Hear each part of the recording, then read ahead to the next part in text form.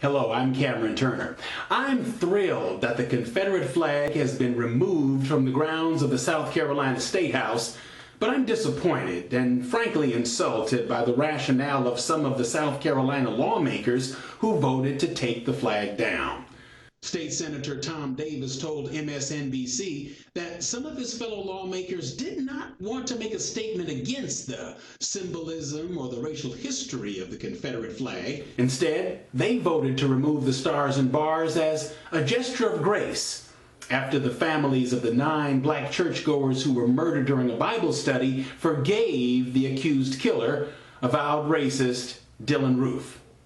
And that's why you had a vote of 37-3, including many individuals who support the Confederate flag and who revere the Confederate flag, because what they realize is this vote isn't a repudiation of what they think about the flag. It isn't a concession that their interpretation of history or its meaning is wrong, but it is a frank acknowledgement by them that the grace exhibited in that bail room by the victims' families demands reciprocal grace.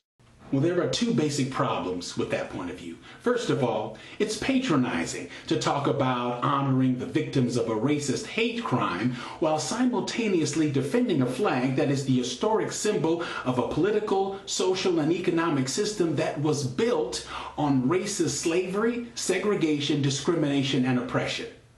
Secondly, Senator Davis says that some of his colleagues in the legislature wanted to extend grace because the 9 families of the murder victims expressed forgiveness.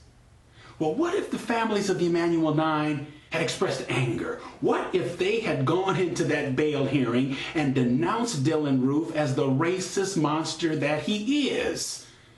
Would fewer South Carolina lawmakers have supported the effort to remove the Confederate flag? You see, focusing in on the forgiving hearts of the Emanuel Nine families, rather than Dylann Roof's racist motive or the white supremacist symbolism and legacy of the Confederate flag, doing that sidesteps the basic issue.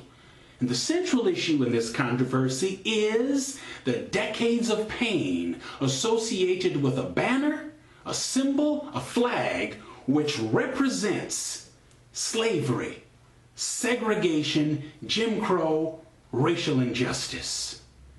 Ignoring all of that while talking about grace dishonors and invalidates the legitimate anguish and anger of the Emanuel Nine families, of black Americans in general, and of Americans of all groups who are committed to and long for racial reconciliation.